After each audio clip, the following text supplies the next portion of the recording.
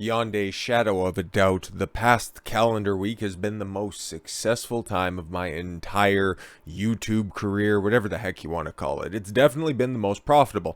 Now, let's see over the course of this video if I can't just piss away all that goodwill. Mostly because, well, this is somebody that I've talked about before and faced backlash from my audience over, and I don't really even know if it's just my return customers or if it's people that see that and it's like, oh, it's just fun to download. And frankly, I don't really care about that. I'm just here to assess the facts, just big stories that are out there, and I give my unique take on it. If you don't like it, that's fine, man. But if you do, I appreciate you sticking around, and maybe we can figure out exactly what's going on here. Or if you don't like it, well, I think we actually got what I should be saying right now. Okay, here, I need to get into character for a second. Okay, if you guys don't agree with me, this is all just clearly, my values are, it's a radical misalignment in values between me, who's right about everything, and you guys out there. Clearly, there's something wrong with you, and I'm right about everything. Now, my hair is going to be all floopy for the rest of the day, but it was totally worth it for that little bit right there. Actually, you know what? It kind of fell back nice.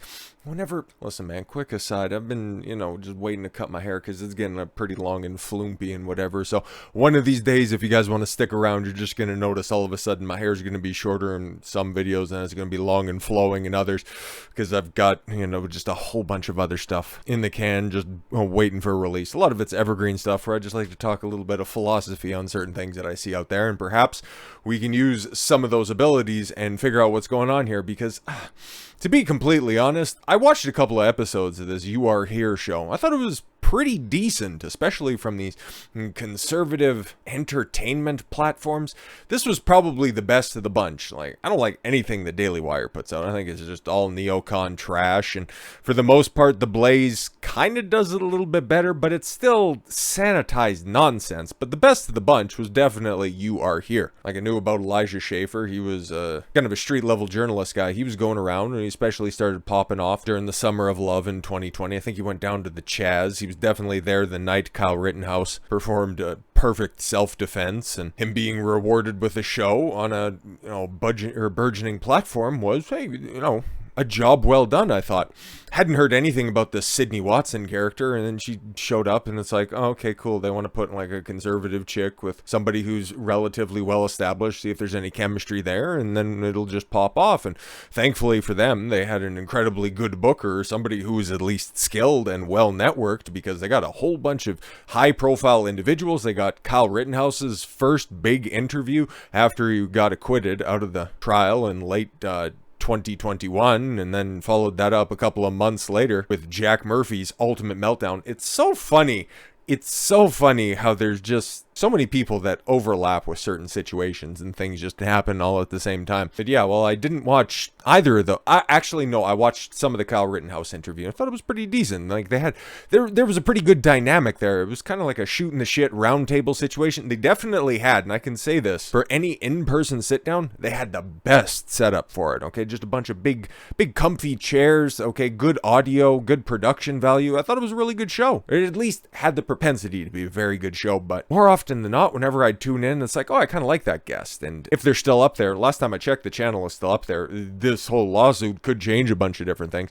But there were 2 back-to-back episodes that included, well, one of my favorite people. And sometimes he's touch and go when it comes on videos. But when he's a guest on somebody else's platform, incredible content. Rollo Tomasi, the author of the Rational Male series, he did 2 interviews on You Are Here. And there was also subsequent material on Elijah Schaffer's show, which was a part of The Blaze also as well. Slightly offensive? Yeah, that's the show. Rollo did 3 shows at the Blaze Studios there, did all of those. I think they're great watches, and yeah, if you're interested in any of the type of stuff that I talk about, I get a lot of my ideas and a lot of my theories from Rollo as well, so it's definitely worth your time. The first episode that he did on You Are Here, it was interesting because the dynamic was Elijah and Rollo were really connecting on a bunch of different things. They were having really good back and forth, but then Sydney's feminism was starting to pop out just a little bit, okay, but then it just really started to go off the rails. And if the videos aren't clipped up, Rollo definitely has the clips on his clip channel, because when a Sydney's guests, and again, funny how this all lines up,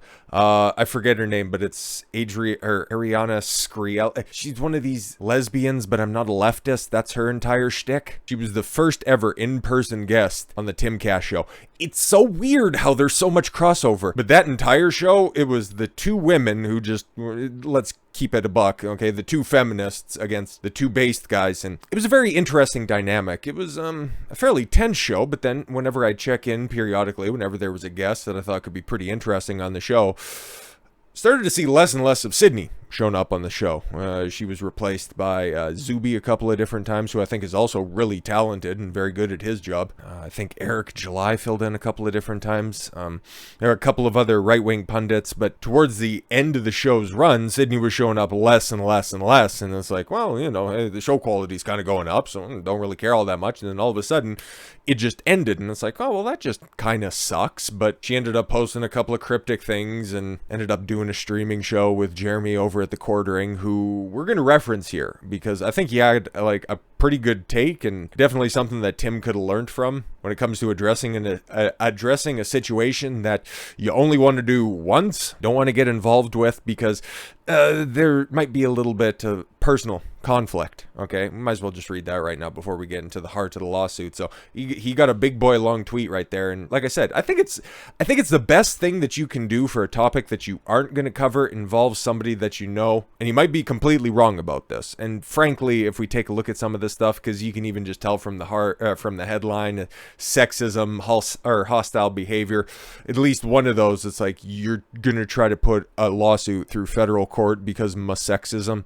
Come on, man. I've seen the way that you've been comporting yourself, especially during that fat flight. I stand by my assessment of that situation. You could have just, handled it different ways, but you ended up grifting off of it, and then you ended up finding yourself writing an op-ed for Newsweek and getting a whole hell of a lot of attention off of it. That video, oh my god, I got roasted in that one. I'm not too sure about the comments because I don't really look at comments like that, but I think it's a single-digit like-to-dislike ratio. Oh, it's abysmal, but hey man, whatever. That was my take at the time, and it ended up being proven right. And then also Vice was putting together, funny how these people continue to pop up, but Vice was putting together this whole female panel. It had Pearl from That Pearly Things, who I think's actually of the women talking and opining on red pill topics, she's probably the best one that's out there because she really knows her stuff. Sure, she took Fresh and Fit's entire gimmick and just made it a more basic bitch boring version of it, but when it comes to her knowing her stuff, she's probably the best person in the field when it comes to this. There's a couple of other people that I do like, a couple of other women in that area that I do like, but I think Pearl's probably the best one that's on there, and she was just coming with fact after fact after fact, and Sydney Watson was also on the panel as well, and then she just kind of made it all about herself as well, and really detracted from the conversation. That could have also been edited up because it is Vice, and I don't think that anything that they put out you can take seriously, but I've just always kind of had a side eye on her because I don't really know, man. She's held up as this conservative queen, and I always just kind of wonder about that stuff. But yeah, I read through Jeremy's response to this stuff, and yeah, they do a show together. Okay, I understand. You're sticking up for a friend in this situation. This is one of those things, man. Even if my mother and father did something atrocious, okay, all of the facts are out there. This is all purely hypothetical, okay? This would be the response that I had, okay? I would be keeping it 10 toes down, running total support for them, 100%. That's just who I am. I'm loyal to a core for the people that I like, and especially in the case of my parents, people that I love, obviously. And for my closest friends, absolutely do exactly the same. But if I don't like you like that, well, guess what? It's just, you get the Johnny Carson, you're dead to me treatment, okay? So yeah, if Jeremy's going to be true about this situation, this is 100% the correct way to go about this. So we'll run through this real quick. I'm only addressing this once, and if you do, well, good on you. In regards to Sydney Watson's lawsuit, I 100% support her. She is my friend. Having a behind the scenes look at, I hate when they say that. Oh, see, I know the response. This is the Shane Cashman shit from yesterday that we took a look at in part 3 of the Eliza Blue situation.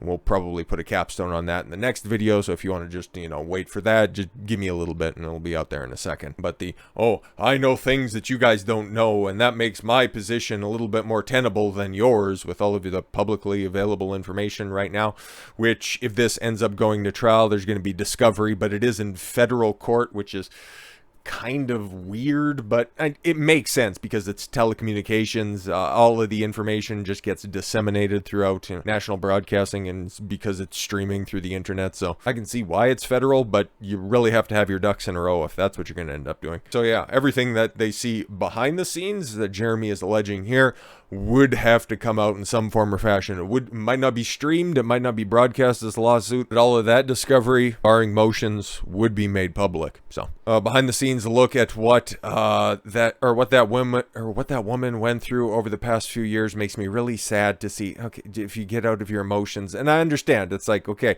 you're in your emotions, you know the person, you've probably seen them cry, and you know he's kind of got a blue-pilled mindset, so I totally understand where he's coming from on this one. So we'll just read it, and my criticisms about this situation, there's one of them that I'm not going to be able to get around, but we'll just, plow through. Much of went on there actively broke this woman, and it's heartbreaking to see. I just don't know how that gets to the courts. Anyways, back to this. The issue were far bigger. Oh, issues. Sorry, I misread that. Not Jeremy. The issues were far bigger than just a shitty coworker, but some people don't care about that. To the people on the right quietly supporting her, too afraid to say anything publicly, this is how we got here. Again, now he's starting to stray into that whole should over is, but okay. To the people commenting ignorant stuff. Oh, it's ignorant stuff because you know background information. This is why you don't hire women. You're part of the problem too. Well, because your boy's got some information, and he's got some personal experience on working with 30 women and no other men, and then also working in areas with no women or one woman. And I can tell you what, the difference is stark, and it is vast, so we'll save that for when it's appropriate. I've worked with women my whole life, and for some odd reason, it's never been an issue. Imagine that. Yeah, that's you, though. That's you. But again, yes, it's his friend. He's running defense. That's his stance on it. He's keeping it 10 toes down, being loyal to a fault. God bless. There's some deeply rooted passive at time and mask off at others. Hate for women, I guess, and also now you're just trying to pull the misogyny card. Get the I don't really want to comment on it because it will only lead to another wave of people trying to make my friend feel worse. And why put it out on the internet? Why make a video about it at all? That's what Sydney did, and I'm not too sure what Bordering's doing. I know I look at my analytics, and a lot of people that watch my content watch his content. That's why it's like, well, I could just not address this, but then at the same time, that's not me, man. And if I piss people off because of it, so be it. I just got to keep it 10 toes down, man. He's doing that for his friend, and I'm doing this for the truth. Not saying he's lying or anything like that. The same holds true to making a video on it, but I also didn't feel right accepting super chats asking me to talk about it in in addition to supporting my friend, I also owe my viewers transparency. Sydney Watson is my friend, and you are there for friends when they need you the most. Hey, man, that is laudable. I do appreciate that. That's really good. This isn't some cringe feminist arc. This is just me being the same guy. I think you know I've been all along. I'll ride or die with the people close to me. I hope you'll understand. Even for me, of all people, some things are bigger than sweet clickbait video. I appreciate you all. And to Sydney Watson, I sincerely hope you're made whole again by this soon. Yeah, whatever, just get in the bag. If you made it this far and you want us to... want to be an amazing person, please send her some kind words of support. We'll have to wait for the facts for that. She could really use them now, Jeremy, and then he just jokes at the end, and a lot of people were triggered by the fact that he put pronouns at the end of it, but, he already just made mention of the fact that, yeah, not a cringe feminist arc, and then he just puts, pronouns at the end. It's a joke, people. It's a joke, people. Because, yeah, that's a heavy situation. Your friend is going through some shit, so obviously you're going to stick up for him. I understand. But let's actually get to the facts, because I have no emotional investment at all whatsoever. I think Elijah's good at what he does. If he's a shitty person behind the scenes, it's not going to be the first time you see somebody in front of the camera act different than behind the camera. Whatever. I have a tainted view of Sydney Watson, but if she has some good points that are going to be here, absolutely. All the power to her. And if she's actually filing the lawsuit, that is so much more than what other women are doing at the same time, just posting ludicrous stuff all over the internet. Hi, Eliza. at least she's backing up her words with some action. I just don't know what the credibility is going to be on this one. So coming into this with as open of a mind as I can think. If the Blaze, if Elijah, it's amazing. We got an Elijah and we've got an Eliza in very quick succession of one another. If they're shitty people, if they're in the wrong in this situation, if they've got the facts to back this stuff up, then hey man, maybe your boy will be sending some words of encouragement. But I don't know. Whenever I see, sexism, hostile behavior, there's a lot of feelings involved, not a lot of facts, not a lot of tangibility. But maybe this is another one of those gray area situations. So without further ado, in a federal lawsuit filed Wednesday in Texas, Sydney Watson, former host of The Blaze As You Are Here, alleges that co-host Elijah Schaffer created a toxic work environment. It's normally the women that do that. By his constant sexism and hostile, unprofessional behavior. Well, that was kind of his character on the screen, but okay, if that happened off screen, that sucks, but those are coworkers, I guess, but okay, and toward her, and she's experiencing her debilitating vertigo and emotional damage, and that management at the Blaze ignored her complaints for months before wrongfully terminating her. Well, you just weren't showing up to work, and then you got fired. Is that the gist of the story? I'm just wondering, man. Watson was an up-and-coming YouTube personality when she signed a $1.25 multi-year contract with The Blaze in 2021. Now, that looks like a lot of money, but again, like we've seen with the Steven Crowder Daily Wire Daily Wire. I didn't say Daily Mail this time. Daily Wire situation. That could be caveated. That could be over 125 million years, and she only gets, nickels on the appearances. So without knowing all of the details, can't say if that's a lot of money, but an up-and-coming YouTube personality. She already had a triple-digit channel, and then she, got snatched up to be on a well-promoted show. This is just female nature, once again. She could have made it on her own, but she chose, the safe and secure option on this. Chose to sign with a big company that more than likely wasn't going to be going anywhere, and then get the guaranteed money outside of, just betting on yourself with an opportunity to make much more. But no, she saw the opportunity to market herself, market her own personal channel, and hey, collect a paycheck, and hey, maybe even interview some cool people, and have a high-profile co-host, and what could possibly go wrong? She chose to sign with The Blaze because the company represented itself as an incubator of talent that helped accelerate the careers of such conservative commentary superstars as Dana Loesch. Well, Dana Loesch was a part of NRA TV well before The Blaze, and she was already on the... and Tommy Lahren. Oh, Tommy, all men are trash, Lahren. Tommy, I can't work for The Blaze anymore because I am... pro-choice Lahren? Interesting that you'd reference probably the most prominent conservathought, just the ultimate chameleon. Not a good start, but you could have some, some good evidence. Watson is represented by Los Angeles-based trial lawyer Kurt Schlichter, who's a columnist at Red State's sister site, Town Hall. I've heard of Kurt Schlichter before. I've heard of him. I don't know if he does good work. I know I've heard of him before. And James Pickle of Sheaf and Stone in Frisco, Texas. Can't say the same for James. You got a hilarious last name, though. Hopefully that's not harassment or sexism or anything like that. Ms. Watson has suffered injuries. Oh, did he beat her off camera? Is that what we're talking about here? And the derailment of her multi-million-dollar career in conservative commentary. How so? They'll lock the doors and she couldn't show up for the show? Is that what we're dealing with? As a result of her former employer, defendant The Blaze, creating and tolerating a hostile work environment and allowing sexual harassment, retaliation, and discriminating against her on the basis of her sex and religion. That's that big thing.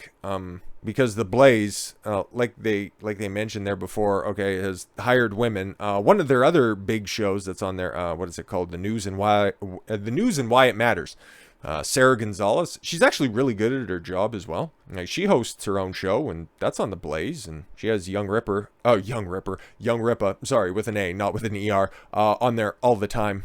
Like, it's a pretty decent show. I've seen a couple of episodes of it. Like, I've dabbled in a lot of the Blaze content. I'm just saying, yeah, the description that they are an incubator of talent is true, but it's also, at the time, it was spearheaded by having Steven Crowder and Glenn Beck at the same time. So, yeah. But it's funny that this lawsuit would come out right now after Steven Crowder just threw all the dirt in the world on the Blaze by exposing some of their underhanded practices.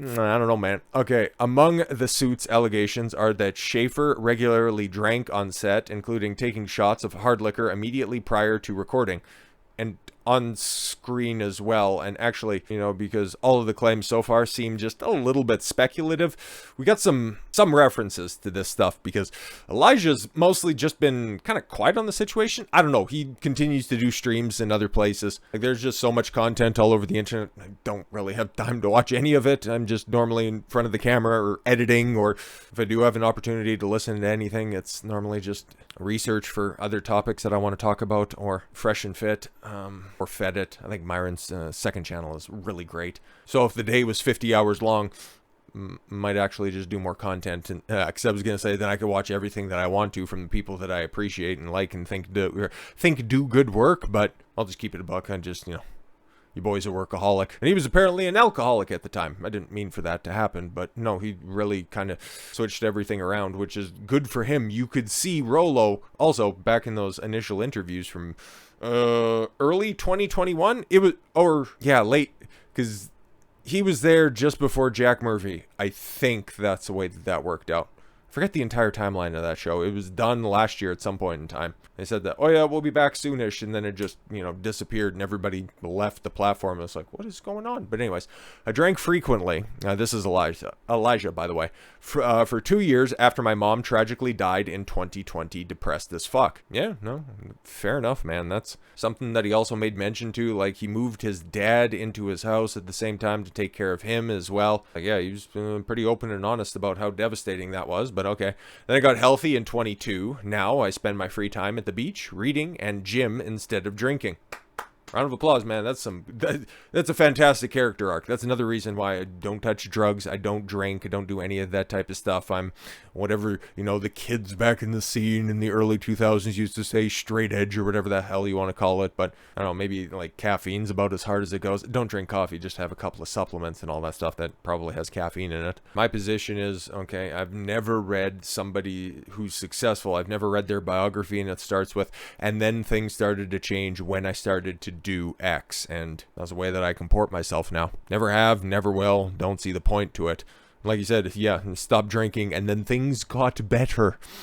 I'm in the best shape of my life, and never been more at peace, never going back to that lifestyle. Yo, shout out, good stuff, man. Huge shout out to Mark Lobliner, who, Tiger Fitness, is that who that used to be? Or Mark Lobliner? Yeah, no. I think he's also been a guest on Fresh and Fit, which is kind of crazy, for helping me out of the dark hole physically and into a healthy lifestyle.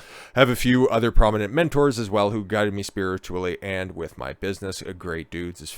I'm far from perfect and have my ups and downs, but strong network was key. Absolutely, man. I think that aside's pretty important to juxtapose here, because there's a lot of allegations of some stuff that was mostly captured on camera, but then the context over top of that, and it's like, okay, cool, yeah, if he was an abusive drunk and then just tried to hide it off of camera, and then, yeah, he'd just launch into these sexist diatribes, but purport to be just this upright, upstanding conservative in front of the camera, well, there would be a problem there, and he'd look like the televangelist of the 1980s, you know, preaching to everybody about sin and how rock and roll is the devil, but then, you know, next sermon they have to come up and they're bawling their eyes out because they were banging the pool boy.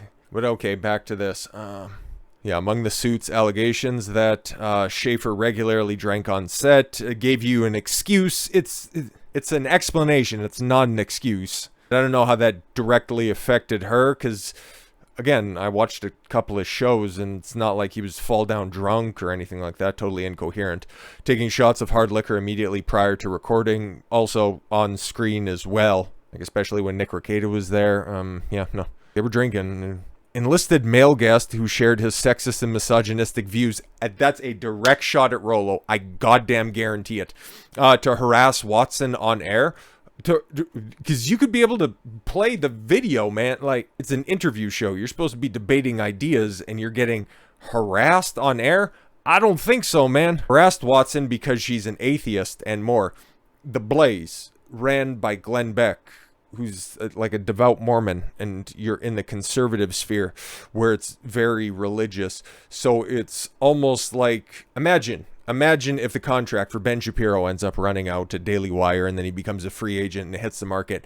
It would be as ludicrous as the Young Turks swooping in and trying to get him, and then he ends up running through the situation. It's like, oh, they were terrible to work with and they were really horrible, and that they also used to prosecute or persecute me because of my religious convictions. That would be as ridiculous. I'm a devout atheist. Why did you go there? You're cruising for a bruising. It's like me. Okay, now I can give you my personal anecdote about this stuff. I was a warehouse manager at a clothing store on and around the time that I was going to college. Okay, there were 30 girls that worked there. 30 girls, from the manager to the assistant manager to the floor manager. All of them were women. I came in, they were looking for a warehouse lead, okay? Somebody to, unpack boxes, fold up jeans, throw them on the shelf, organize the back area. And it's like, okay, cool. You signed up, you got a great resume. We're going to bring you on. But here's the thing. It's all women right now, okay? Would you be uncomfortable doing that? And it's like, well, also, I'm going to school to be a personal trainer. My entire class, sans 4 people, are also all women, okay? Like, not something that I'm totally uncomfortable with. And just being the odd man out, that's fine and whatever. I could tell you, man, I was traumatized because that right there, that was a red pill. Oh my god. Just as much shit as I like to talk about women every once in a while, okay, it's never in hate. It's just exposing the nature. I could never be as misogynistic and hateful as women are to other women. How cliquey they get, and how, oh no, this is our group, this isn't your group, and how ruthless they are to one another. The little time that I was there exposed all of this stuff. But then, on the flip side of this, now, this is also, kind of pseudo-Hollywood, and I think that plays more into this as opposed to the whole mixed workplace, because, yeah, working on the oil rigs as well. Like, I've had an eclectic work career, so I've seen this from a bunch of different angles. Working on oil field equipment as well, just being out there in the patch. Normally just doing hydrovacing, but every once in a while, you'd pick up a gig. I'm being a swamper on a combo or a steamer. If you don't know it, that's fine. And if you do, then you know what's going to be up. I'd go out with the only female driver that was out there, and she was treated just like the rest of the guys. She knew exactly what she was getting into, because there are females out there in the oil patch, but they're normally, medics, or pretty much just medics, or they work at the camp. Shit happens. That's the way that it ends up shaking out. But nothing was stopping. I forget her name, and I feel bad for that, because she was a really great lady. She fit in where she got in. She knew the lay of the land, okay, and she didn't rock the boat or anything like that. There were how many other drivers and how many other swampers?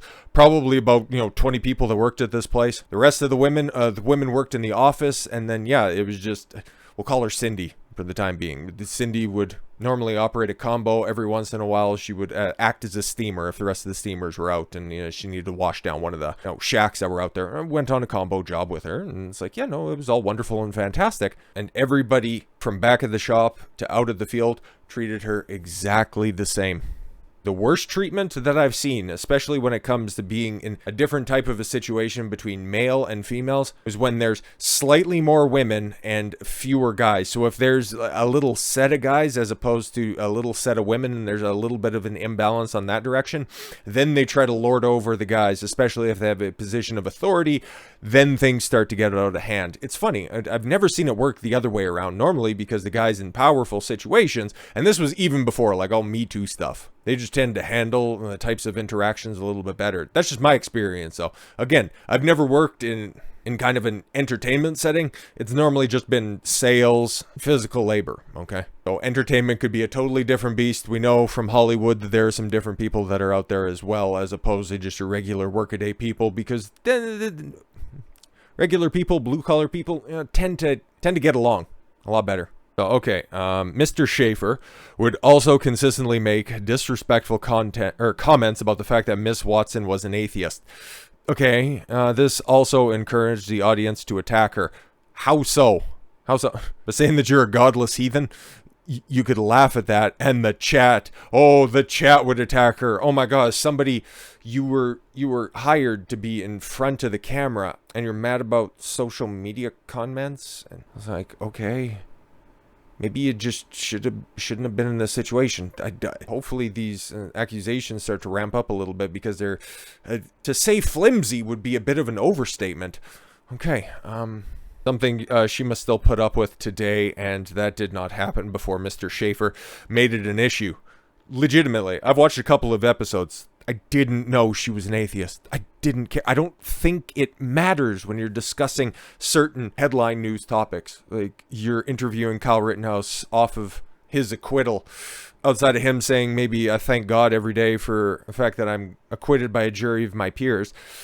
I don't know how God finds a way in, but atheists, and it's something that I've said multiple times before, I would never be an atheist, because I take a look at the people that claim atheism, and it's like, that's not a life I'd like to live, because they're sensitive like this. Just take a look, and it's like The Amazing Atheist. How well do you think he's turning out right now? You Are Here was created as an interview show focusing on politics and culture, and Schaffer's Antics turned it into a sexually explicit show that was actively misogynistic, Watson claims. Interesting. What's her face? There was this band lady from the UK, Katie Hobbs. No, not Katie Hobbs. She's the fat governor of Arizona now. Definitely legitimate election there. She came over, and they had an interview there. Like, there's a long list of women that were there, as well as, Elijah Schaffer's wife. He's married, by the way. So all of this is also couched in the fact that one of these is a single 30-plus year old atheist with self-inflicted mental health issues, and the other guy is, I don't know if he described himself as a recovering addict, but seemed to have a problem with alcohol beforehand, who's married and seems to be in the best spot of his life.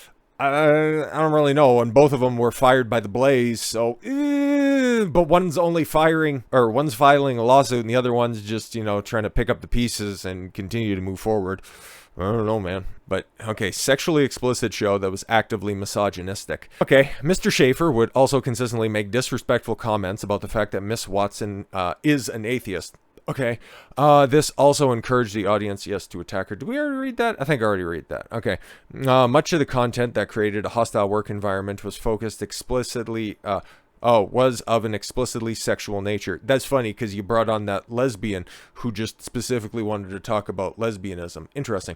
Much of the conduct, created a hostile work environment explicitly sexual in nature. Mr. Schaffer would endlessly reference sex, often specifically gay sex. Wow! Jokes!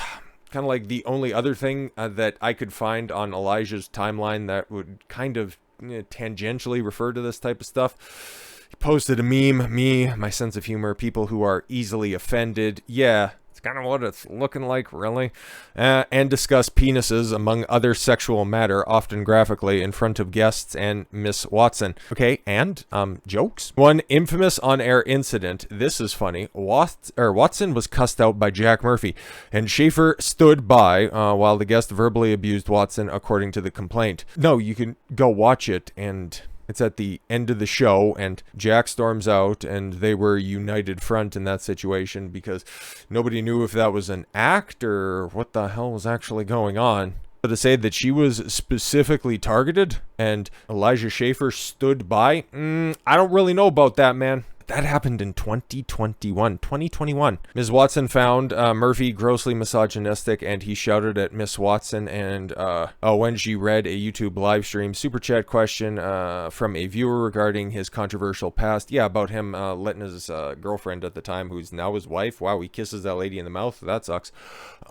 She would send him to go hook up with, Matt from Tinder? Was that what it was? Yeah, 2015 was a wild time. That was just a little bit before the 69 for 69 stuff. Watson had no prior knowledge of his past. Nobody did. Just a few people knew about the depths of the depravity of the lumbercuck of his past when she innocently read the viewer's question. Yeah. But it's funny, because also in that same live stream, now that I remember, there was another super chat that came up at the same time that she read that asked him to address the cuck article. And the first time around, he's like, nah, I don't want to talk about that. But I understand if you have a policy where you read all the super chats, you got to address that, but you could just look at that and, just kind of write it off. It's like, okay, yeah, we already addressed that one. Dr. Dick and Balls and whatever. But that's funny. Had no prior knowledge of that, except for the, 20 minutes before all that stuff happened. I don't know why this is a federal lawsuit. After Murphy swore at Ms. Watson and stormed out of the studio, Mr. Schaffer went out for dinner and drinks with Murphy to smooth it over. Okay, what did you expect? Him to just hold you while you wept? Like, yo, you got into this commentariat center. You were specifically brought on to talk about what? Politics and religion. Or not politics and religion, right? Politics and culture. You didn't think it would get heated at any point in time, especially talking about politics. And I don't know, I've never actually watched the Jack Murphy episode or anything like that, outside of some trad cuck opinions, and pun sort of intended. He's got a pretty basic bitch interpretation. In fact, you know, he's just once again kind of carrying that whole cuck mentality out there by, you know, allowing his kids to get jabbed up in order to play organized sports. So, there's a lot of stuff that they would have agreed on, to be completely honest. And if she would have done a little show prep, would have known that he's got kind of a hostile behavior, because the only time that I've actually seen a Jack Murphy interview was when he was on with Viva Fry, and started to get heated with Viva, who's kind of a spurg, but, you know, he's a fairly affable guy. So if you can't even be civil with Viva Fry, I don't know, man, maybe your short temper isn't exactly the best for being in front of the camera. But I don't necessarily see anything wrong with him going out for dinner and drinks afterwards, and it's like, yo, that got crazy and stuff like that. If she's a grown girl, you can go ahead and deal with your stuff over there. Ms. Watson and members of the audience were upset at Mr. Schaffer's reaction and his tolerance of Murphy's abuse. Not really. Again, you could probably cite the sources, but I think everybody was like, wow, that was kind of nuts. And now he's showing them all over the internet. What the hell is going on here? And then when they came back, because they took like an extended break after that, like a little Christmas break. And then they came back and immediately addressed the situation, and they all seemed on side. Like, I don't know what we're talking about here. This seems to be rewriting history. Mr. Schaffer told Miss Watson he refused to control Murphy because Miss Watson was a woman. There you go. Equal treatment, equal rights, equal lefts. Hey, man, I don't know what else to tell you. And stated that he demanded his guest stop the abuse. Oh, and that if he demanded his guest stop his abuse, Ms. Watson would have looked weaker. Interesting. You only quote weaker. It's like, hey, stand up for yourself. This is supposed to be an interview/debate type situation. Haven't you ever seen interviews get heated before? No, if you just wanted to have a discussion about cotton candy, stay over there. Ironically, yes, Miss Watson reluctantly defended Mr. Schaffer later over the blowback. Mr. Schaffer later tweeted about the incident, embarrassing Miss Watson. What? Over a period of 9 months, Watson says she made both formal and informal complaints to management. Again, this is another one of those situations, just like the flight issue. Oh, I was stuck between two really fat people, and nobody would come to my aid. And it's like, did you speak up about it? But that's sexism. Okay, great. You got a lot of grift off of it, and people were like, yeah, fat phobia is stupid. And it's like, yeah, I understand. That's great. And if you would have done something about that, and then also not act like a bully. I'm not sticking up for fat people. They're disgusting and gross. And as somebody who's lost 200 pounds and has kept it off for, how old am I? About to turn 35, about 15 years at this point. Being fat is completely and totally unacceptable and 100% your choice. And outside of the one incident where she asked, it's like, would you guys like to switch? She made no effort to actually improve her lot in life, and then just continued to complain about it and elicit sympathy from a bunch of random people online. So yeah, formal and informal complaints. We'll probably see the formal complaints if this ever gets a discovery, but the informal complaints, it's all just kind of hearsay. Watson says that while promises to address the situation were made, nothing was ever done. Okay. Ms. Watson complained of the misconduct continually from December 21 to August 2022. That show even go that long, until August? Okay. To various personnel at The Blaze, including but not limited to the Blaze CEO Tyler Carden. Mr. Carden and The Blaze did nothing. They did nothing to address the grievous misconduct. Grievous misconduct. Have yet to see that so far. Just saying. Totally abdicating both their legal responsibilities to Miss Watson and their moral responsibilities. So he's suing over morals. That's a bold move to Ms. Watson, and as well as the Blaze's own loyal audience, to the point that CEO Tyler Carden, who should have protected Miss Watson's rights and the integrity of the program, asked Miss Watson to get Mr. Schaffer to stop talking about dick so much on the show. Yeah, it's almost like he heard your complaints and was like, That's a complaint, huh? Interesting. Listen, whenever I hear about this show, you guys are talking about dicks a lot. I don't really like that, okay? We're supposed to be a conservative outlet and, stop waving around your phallus.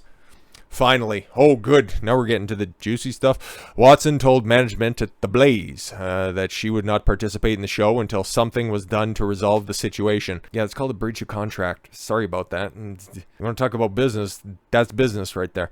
A few weeks later, after Watson was told that the show was over, management announced that the show was on hiatus. Yeah, I remember that. When Watson addressed the issue on social media, Schaffer replied to her tweet by saying, "Oh, hey, here we go. Actually got something." Okay. Schaffer replied, "Okay, I just got professionally dumped by text." It's almost like somebody that you're alleging did a lot of this wrongdoing wasn't clued into your discomfort. Seems to be a running trend right here. After the show's demise, Watson says Schaffer retaliated against her on social media. Okay, during appearances and by spreading false rumors in person to other conservative media personalities. That's going to be something that you're going to have to prove, because that's pretty big. I've seen Elijah on a couple of different streams as well. Couple of appearances, maybe just one though. Nick Ricada's late night streams, Elijah popped onto one, and outside of addressing, we're restructuring the show. Don't really know what's going to be happening. Not something I can talk about at this point in time. Outside of just that, nobody really knew what was going on. Specifically, Watson claims Schaffer told several people that she'd made passes at him and that he turned her down. Now it's becoming he said, she said. She specifically told Harrison Smith of InfoWars and Scooter Downey, an influential Fox News employee and Scooter's wife, that Miss Watson tried to get his wife to divorce him. And he had to sue her to keep her quiet. Interesting, because somebody claiming misogyny and sexism and now going after his wife, because that's interesting. He told others that Miss Watson called him and threatened him to go public with information about personal indiscretions, kind of like what she's doing right now. Okay. Schaffer was fired from The Blaze in September of 2022 for violating company policies and standards. Okay. After an investigation regarding a personal matter. Sounds like this situation? I don't know. It was later revealed that the termination came at a conclusion of investigation into an allegation that he had groped co-worker Sarah Gonzalez's breast without her consent at a film premiere. Hence why this lawsuit's coming out right now. And it makes a lot of alleges that he's a misogynist and he touched Sarah Gonzalez's titties. Oh no. The alleged incident took place at Dallas on August 26th at the premiere of Uncle Tom 2, a film about racism. I just need to touch my titties. I just need to touch some titties of my coworker. Conservative film that Schaffer co-produced. Okay, so he's a producer of a film and he's acting seedy. Interesting. Gonzalez and Schaffer were seated next to each other in the theater, according to a picture that Schaffer tweeted before the film. As the film played, according to a complaint made to management at The Blaze and described the Daily Beast. The Daily Beast, huh? An intoxicated Schaffer began to grope her breast. Have we heard anything from Sarah Gonzalez on this situation? I got another thread that we're going to look at here, and even though this video's long, I don't know. One of these things that we really need to delve into, because I'm not entirely convinced, and outside of Schaffer's drinking and his own allegations that it was a problem beforehand, could he have done some things that were a little bit sus? Yes, of course, but Sydney's not making any sort of concrete claims on that. She's just really getting into her feelings about this and taking it federal. Weird. Schlichter told Red State it's said to have come to this, but this kind of behavior that's alleged here is counter to what our movement is about. Whose movement exactly? The atheist movement? The feminist movement? Which one are we talking about here? Actual traditional values. Traditional values? You kind of have to be inside the Judeo-Christian orthodoxy in order to claim any of that stuff. And normally, if you have traditional values, you wouldn't be single and over 30, because that's another big red flag. It's like if you were just this good girl, if you were just this, feminine, submissive girl that was just, kept her mouth shut, which is awfully good for a politics and culture conversation show. But if you're this traditional value person, why have you been single for long stretches of time? As a female, that's a big red flag, but okay. You can see this kind of damage this can do to a person and to their future. I can? Okay. I don't know, man, because I've seen that well, one video that she did is just about to break, what, like 1 million views or something like that, so it seems to be good business for her. In fact, I'm just going to pull it up and see what it is, at least at time of recording, because God knows what else we can do. Sydney Watson. Hey, good. It just about auto-populates. Moving forward, 342,000 views. Her own YouTube channel has 856,000 subscribers on 137 videos. Thankfully, recently, I think overnight, for the first time in my YouTube career, I have more subscribers than I have videos on the channel, which is absolutely amazing. Thank you for all the support, but if you're pissed off by anything that I've said during this and you've already left, well, and message isn't for you, but hey, if you just want to see facts all the way through, well, thanks for that, and I appreciate your open-mindedness. Like, again, I don't know if Elijah's done anything. At least this summation from Red State, which is, it kind of has a conflict of interest because Schlichter works under their umbrella, and traditional conservatism always tends to lean on the side of traditional women, which is at least what Sydney Watson claims. Doesn't really act it out, but that's what she claims. So just taking a look at her videos, yeah, moving forward, 343,000, 322,000 views for TikTok is deliberately poisoning a generation. I was on Vice's Insane Feminist panel, got 1.6 million views. Where is the damage to her career? I'm not quite seeing it. Like, even if you go, like, what are her most, like, she's got some popular, okay, so 5 months ago, failure of feminist Hollywood, interesting, okay, 2 million views. Forcing kids to transition from 3 years ago, 2 million views. It really looks like everything's still popping for you. The lie of female empowerment, how fucking rich, and that one's got over 1 million views. Interesting, but hey, that's very interesting. Actual traditional values have nothing to do with the abuse and contempt for women. Yet to show any of that. Kind of interesting. You can see this kind of damage this can do to a person and to their future. This has to be accounted for. Yeah, you just have to provide the receipts, and then people, if there's any wrongdoing, can look at that and be like, yep, no, that's wrong. But outside of my feelings got hurt, and I took my concerns to management, and they're like, these aren't complaints. I don't really know what to tell you. You can see this kind of damage can do to the person and their future. Again, I just went through some of her videos, and feel free, because it's all still up. Sydney Watson channel, 833,000 subscribers. She does incredibly well for herself. She got a stream with the quartering, okay? Like, she gets plenty of exposure. Things seem to be popping for her in light of this Blaze Elijah Schaffer debacle. Yeah, my very well-known and respected co-counsel, Jim Pickle. Is anybody really known and well and respected if you have to say those things? Anyways, and I am prepared to go in front of 12 jurors to make the case that we have for, and we look forward to vindicating Sydney. Yeah, you're going to have to provide some receipts because I haven't seen it so far. But we got Patriot J. He is apparently a political reporter for Breitbart News. I sometimes like Breitbart.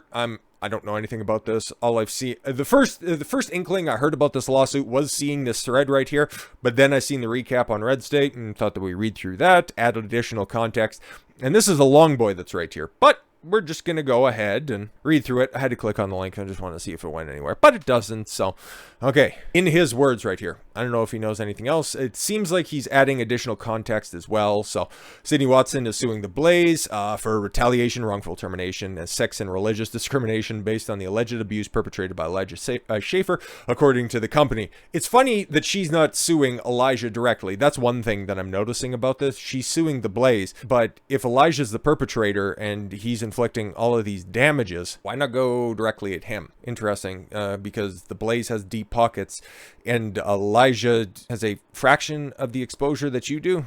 Girls play the internet on easy mode. Through her counsel, Kurt Schlichter, Watson, do I recognize this guy? Because I know I've heard him before. I've heard of him before. Anyways, Watson on Wednesday filed a 4-count lawsuit against the Blaze Media in federal court that alleges Glenn Beck's media empire created and tolerated a hostile work environment, allowed sexual harassment, retaliation, discrimination, blah, blah, blah. Watson and Schaffer starred in the widely beloved You Are Here Blaze TV podcast from September 2021 through April 2022. Yeah, exactly. See, that makes sense. That's the timeline that I remember. Per the complaint, the maximum value of Watson's multi-year agreement with the Blaze was approximately $1.275 million. However, the seven-figure deal is only one of the reasons she signed a contract with The Blaze. Watson chose Blaze because the company represented itself. We already ran through that. Unfortunately, Trouble in Paradise began early December 2021, leading to multiple complaints made to management and weekly interactions with them since January of 2022. Okay, Watson complained to Blaze leadership about Schaffer's misogyny, drinking on set, and grossly sexual nature. That let's not pretend that she also wasn't partaking in all of those jokes, actual jokes, okay? No, this is becoming a lawsuit about funny. Good luck getting past that old First Amendment. You would have filed this in a Canadian federal court, might have had a better chance. But Blaze refused to act because he was their star and primary asset. Interesting. He might have a bigger name, but again, he's just a journalist. They could have, snatched up anybody else that was walking around with a body camera. She was the one with the big platform, so let's not get that twisted. Depends on the metrics that you're using. She's probably more popular. She was definitely front and center on all of the marketing, so let's not try to rewrite history. Failed to protect Watson's rights and the integrity of the program. What rights were being violated? Her feelings got hurt? Sorry, you can't really point to the Constitution about which rights there are. Unless, of course, in the contract, which we don't know for sure, and that would obviously come out during trial, is there an ethics violation that was happening there? Is that something that you could go after Schaffer for, or the Blaze for that contract that they weren't following through on? These are questions that can be asked. Rather than act on her complaints, Blaze instead opted to cater to the demands, tantrums, and misbehaviors of Schaffer. Interesting, the complaint alleges. Now, this is coming from her side of the complaint.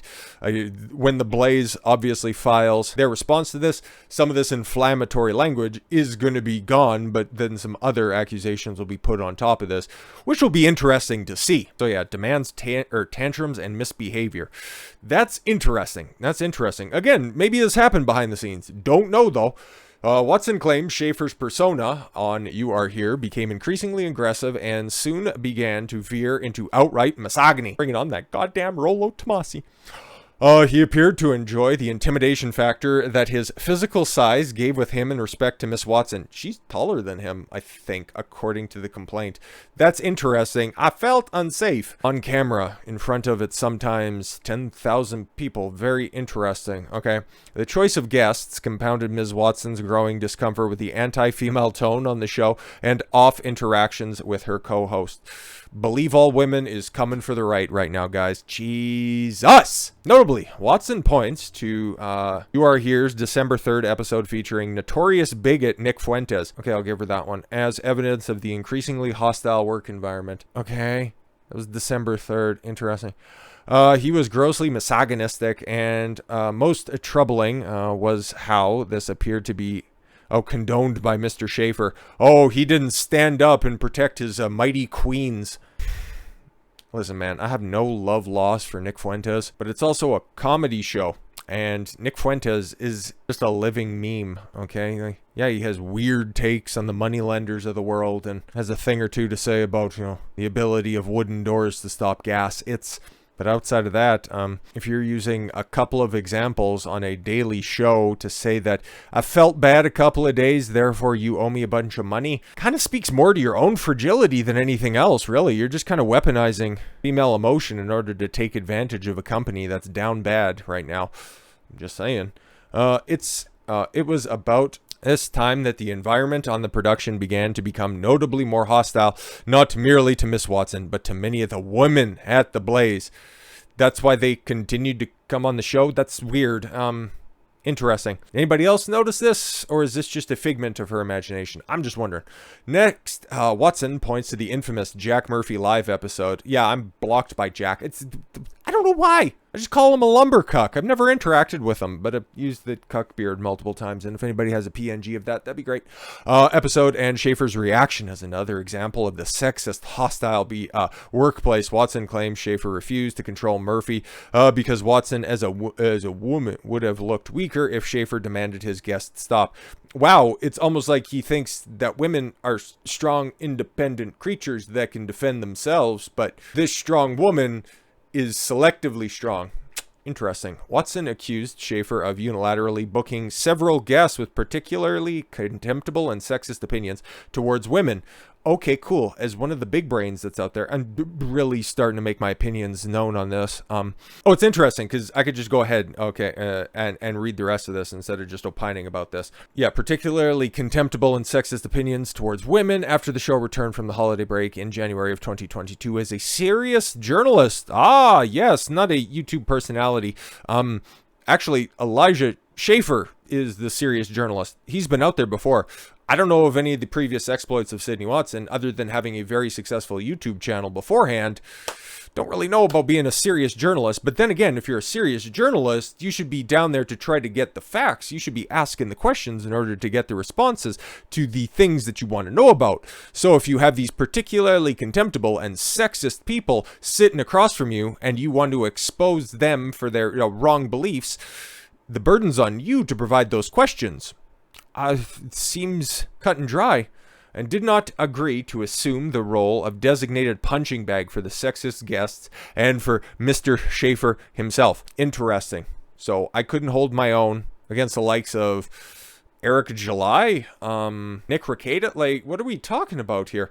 Nor was she warned about it in advance. Zuby was there on a bunch of different times. Is she scared of black people? Like, what are we doing?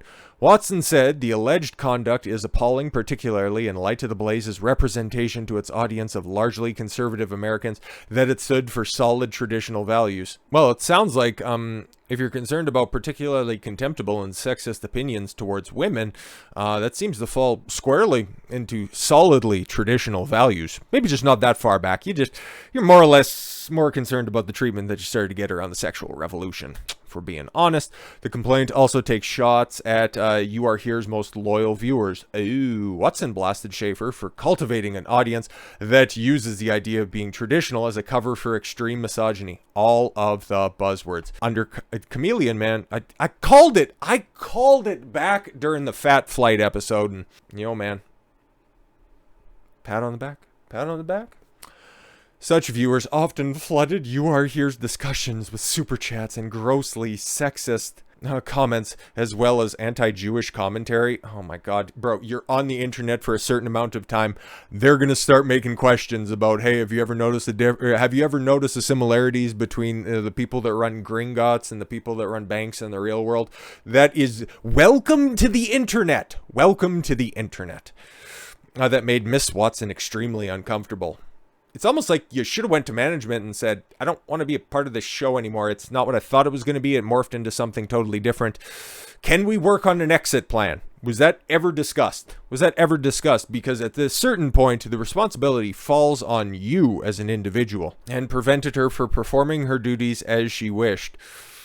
Oh, so this was all supposed to be in service of her. This is female solipsism on just going mental. These audience members, encouraged by Mr. Schaffer's conduct, attacked Miss Watson so often and so intensely that other guests noted it and were put off. Names?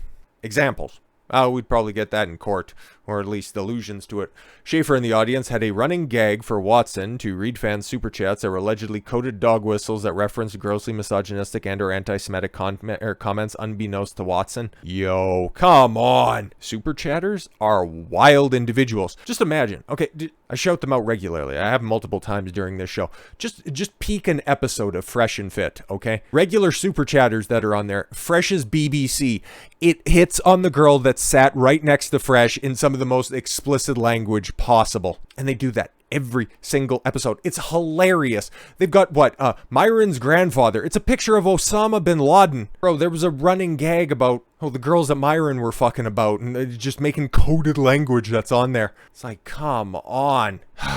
If you want to be in entertainment, this is what happens, man. Schaffer encouraged this humiliation despite her complaints to him and management. Oh, right. Now, you might actually have something. I'm not saying that your interpretation of the facts are any more valid, but if there are clauses and regulations within the confines of the Blaze, and if you were actually bringing complaints to management that were legitimate, okay, about a hostile work environment, like he was threatening to beat the brakes off me, that could be something, okay? Watson is suing for religious discrimination. the show was still going. You were still well promoted. I don't know, because Schaffer consistently made disrespectful comments about her being an atheist, which encouraged their audience to attack her. Yeah, you could have just said that you're just a boring Catholic or Christian or something like that. How about all those drag queen pastors? And do you think Catholicism or being a Catholic being a Christian in today's day and age is really something worth saving? If there really was a God, do you actually think that he'd allow that stuff to happen within his hallowed halls? See, you could have just hit back with that, but no, I felt bad because people were making fun of me. It's like, you're on a comedy show. Comedy back. Much of the alleged conduct that contributed to the hostile work environment was explicitly sexual in nature. Schaffer would endlessly reference sex because it's funny. It's funny. Often specifically gay sex. And it's like, what? Now, you could probably sue you because what? What's wrong with gay sex? Do you hate gay people? I love gay people. And discuss penises, among other sexual matter. Often graphic in front of guests and Ms. Watson. Okay, Schaffer's sexual comments were so pervasive that at one point, Blaze CEO Tyler Carden asked Watson to get Mr. Schaffer to stop talking about dick so much. Could that have just been an aside or something like that? Because, okay, if Tyler Carden actually had a problem with Elijah talking about dick so much, he would have went to him. If it was actually a problem, could have just been an aside. However, Watson told Carden to speak with Schaffer because Schaffer allegedly refused to listen to women. I understand that this complaint is written in the best light for Sydney Watson, but he refused to listen to women. I have a tough time believing that. I think that he doesn't listen to people that he doesn't respect, and especially if you're making a mountain out of a molehill. Well, Schaffer's apparent refusal to listen to a woman was insulting and damaged Watson's ability to perform her duties. That's why they continued on with the show for how long? Watson also complained that it was impossible to work professionally in an environment where Schaffer was drunk and impaired, and he would do shots of hard liquor before many of the shows. And on the shows, like, you're not breaking any new ground here. You can watch it. I'm just saying. The YA team held a 2-hour meeting in March. Okay, so this was just before the show was canceled, which Blaze president Gaston Mooney was present for, where Watson expressed how Schaffer's constant sexism and hostile, unprofessional behavior on the show distracted and humiliated her, making it impossible for her to do her job. Okay. Watson allegedly told Schaffer point blank that the sexism bothered her and made her want to quit. Okay, cool. At that point in time, you bifurcate the show. Okay. You have you are here, and then you have you are not here. How about that? That sounds amicable. Schaffer then had a tantrum where he refused to sit in on you are here production meetings until his demands were met. Fair enough. You're a sexist misogynist, and I don't want to do shows with you anymore. And he's like, I'm just gonna sit out until, well, something dies down. But he's the bad person for doing this? He's actually listening to a woman by saying that her demands need to be met. And he's like, okay, cool. We'll figure something out. And he refused to meet with anybody because his demands weren't being met. Like, what's wrong here? Frustrated with Watson's disapproval of You Are Not Here's guests, Schaffer refused to help select guests. Okay, cool. She doesn't like the guests that you're bringing. She gets mad at him not being able to source guests. Interesting. Which increased the burden on Ms. Watson. It's also the Blaze, and they probably have a talent coordinator, okay? But again, if you're running around pointing that everything is racist, everything is sexist, everything is theistic, who's the one creating a toxic work environment? I'm just saying, man.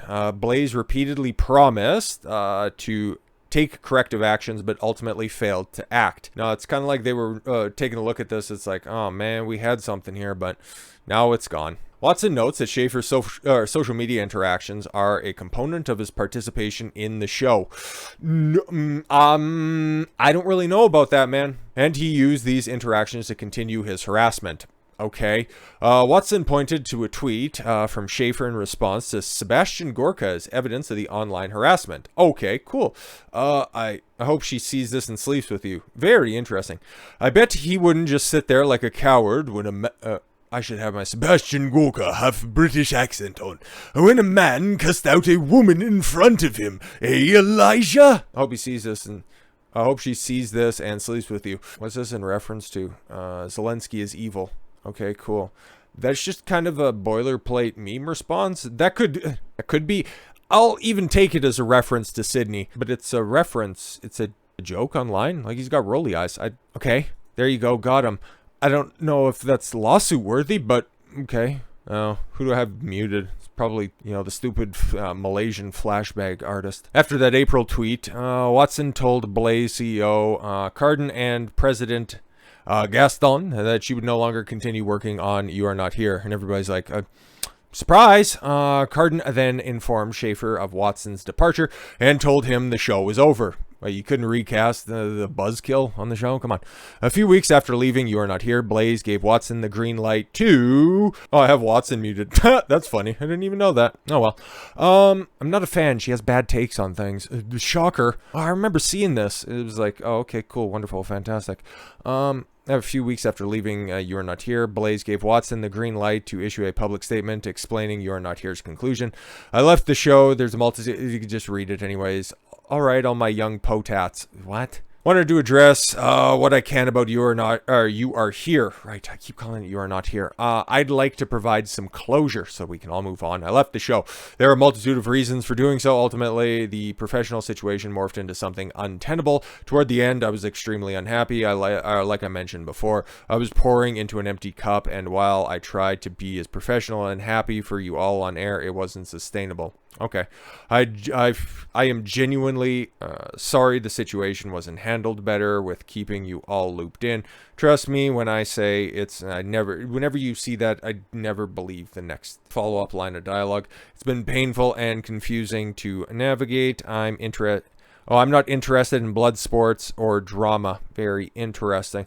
I think we all got bigger fishes to fry. Hilarious. Who's dragging up the drama and who's continuing to just, champion all of these, lackadaisical culture war problems. There's feminism in Hollywood. Thanks. I'm sure you solved it in a 12-minute long video. Sometimes things don't work out the way we hope. It sucks, but like some divorces between mom and dad, I promise this is better for everyone. Yeah. Why didn't you want to do that to begin with? Just wondering, man. At the time, Schaffer tweeted, finding out about my show's future on Twitter along with the public like. Yeah, there we go. Looks like somebody was the star of the show, and it wasn't Elijah. In response, Miss Watson said he had known for weeks that the show was over and blasted him for adding further dishonesty to the rumor mill. Elijah, you have known for weeks that I stepped away. This is just petty e-drama. Why is this a federal lawsuit? To let the audience know there is no sense in adding further dishonesty to the rumor mill. It serves nobody. I wish you the best with slightly offensive and all things to come. I'm taking the high ground. Even though I had the reins and ultimately this was my decision because I'm leaving the show now, even though you said that there were certain things that he had to change in order for you to be coming back to the show, and then you just decided, yeah, no, I'm going to be done with this situation. There's some incongruity happening here. Side note, I tried to find You Are Not Here clips to add to this thread, but it appears the Blaze have made every episode, damn it, private and rebranded the channel with the most recent launch of Primetime. Okay, Alex Stein 99. So yeah, if you want to find any clips, I know Rolo's got a few clipped up, unless, of course, those ended up getting hit because, well, who the fuck knows, to be completely honest. The Blaze has removed all of Elijah Schaffer and Sydney Watson's old You Are Here content and rebranded the channel with Alex999 to instantly give him 132,000 subs. It's kind of scummy. It's actually, funnily enough, that kind of tells you what the Blaze was seeing about the channel. If they thought that it would be an easy handoff to a guy who rose to prominence by punking members of Congress, were you on a politics and culture show, or were you kind of on a politics and culture show with an edge to it? That's a different situation. Watson's complaint goes on to accuse Schaffer of telling several people, including InfoWars' Harrison Smith, Tucker Carlson, Originals director Scooter Downey. He had to sue Watson to keep her quiet because she allegedly tried to get Schaffer's wife to divorce him.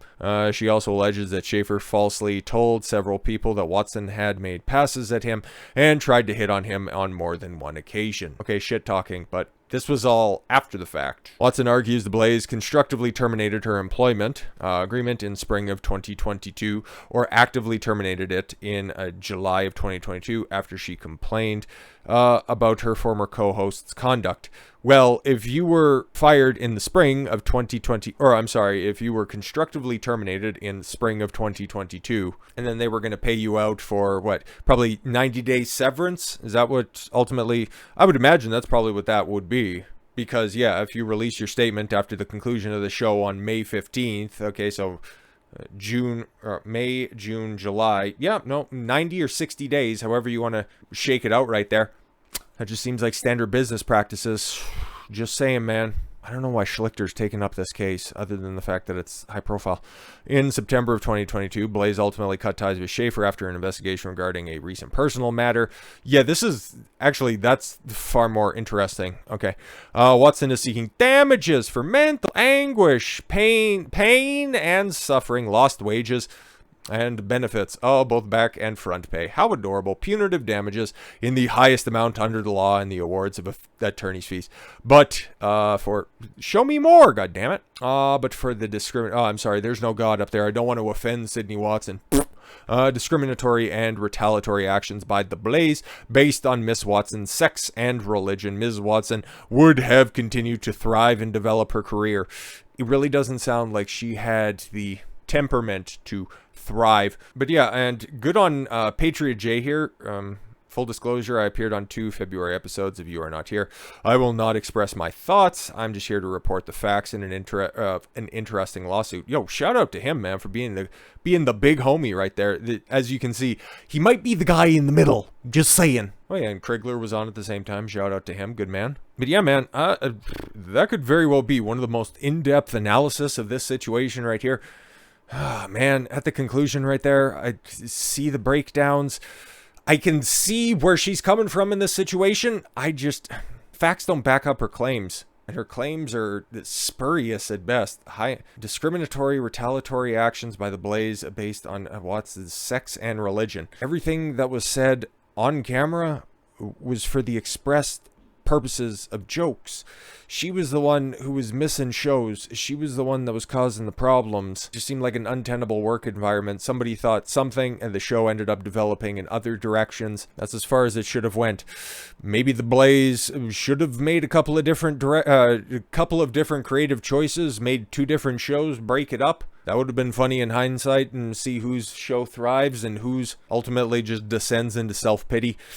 That would have been interesting, but I will be looking forward to the response from the Blaze, because that'll be coming, and that might tell the other side of the story, because as of right now, I'm not totally convinced. I think that the facts are pretty shaky, but if they have the goods on this stuff, I'm more than willing to look past all the feminist buzzwords that are popping up in this, because holy, if you're just standing up saying everything's racist, everything's misogynist, you should have been running cover for me, and I should have been on the front page of all of the advertising. I shouldn't face any of the consequences.